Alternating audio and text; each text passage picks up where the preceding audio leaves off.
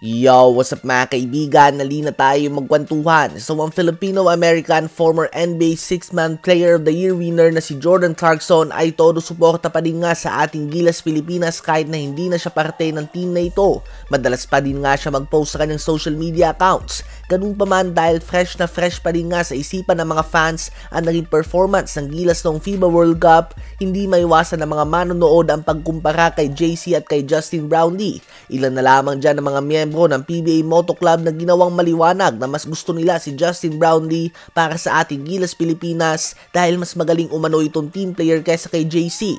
Kilala niya nga daw ang kanyang mga teammates at dumedepensa nga daw ito. Lamang umano si Clarkson kung pag-uusapan natin ay individual skills, ngunit kulang nga daw ito sa ensayo kasamang ating players and coaches. Kaya naman makalat ang naging performance niya at ng ating national team noong World Cup. Ito ang video mga kaibigan. Justin Brownlee versus Jordan Clarkson. Brownlee, dali-dali sagutin niya. May depensa si Brownlee. Tapos may poste si Brownlee. Yung pinili natin si na bash tayo. Ayun sa line-up? O pinili natin si Justin Brownlee kaysa kay Clarkson. Oo. Tapos ngayon, Nabalita mo naman yung trending na pagkapanalo natin ngayon, di ba? sino kumamada? Brownlee. Yung pinili natin. Hindi naman natin kasi dati sinabi na mas magaling si Justin Brownlee. Ikaw hindi mo sinabi mas magaling si Justin Brownlee? Ako kasi nakakampi mo ba? Nagkakampi ko, champion nga kami sa Alab dati, international game yun eh. Ako nakakampi ko. Mas magaling para sa akin para sa akin. NBA yung tinitignan nila. Akin yung basketball tinitignan ko. Si Jordan Clarkson, ang mas magaling siyang individually. Grabe yung skills ni Clarkson pagdating sa individual skills. Galing mag-score, galing mag-dribble. Sa team program, Team play.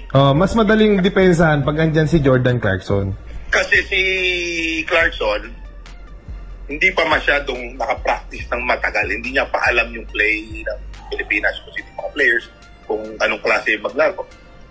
Diba? Kung ano yung kailangan. Si Justin, tagal na naglaro sa atin yan.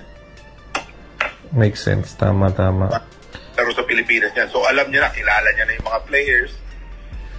Every year, nakakalaban niya yung mga yan. Hindi madali yung talunin mo yung China sa sarili nilang bansa. Alam mo yan, naging national team ka. Yes. Kumbaga, pagkalaban mo yung China sa ibang bansa, 8 kalaban mo. Parang sa PBA din pala. Ganun din. So ayun nga po mga kaibigan ang pahayag nila Willie Miller at Rico Meyerhofer ng PBA Moto Club. Subscribe din nga kayo sa kanilang channel kung interesado kayo sa kanilang mga kwentuhan at opinyon sa basketball. Ako personally, kung papipiliin ako kay Justin Brownlee at Jordan Clarkson para sa ating national team, as of now ay si Justin Brownlee ang pipiliin ko for the simple reason na siya nga ang nasa ating bansa. Siya nga ang nasa Pilipinas na handang mag-ensayo araw-araw. Subalit hindi naman natin pwedeng husgahan ang buong pagka-player ni JC dahil sa kanyang performance ng World Cup. Dahil una nga sa lahat ay sang-ayon naman yata ang lahat na nagka-problema tayo sa sistema sa coaching. At last time na naglaro din si Clarkson ay pinasok lang nga siya sa Rain or Shine core team. So practice time nga talaga ang kulang dahil nasa ibang bansa siya. Ano ba ang masasabi nyo tungkol dito?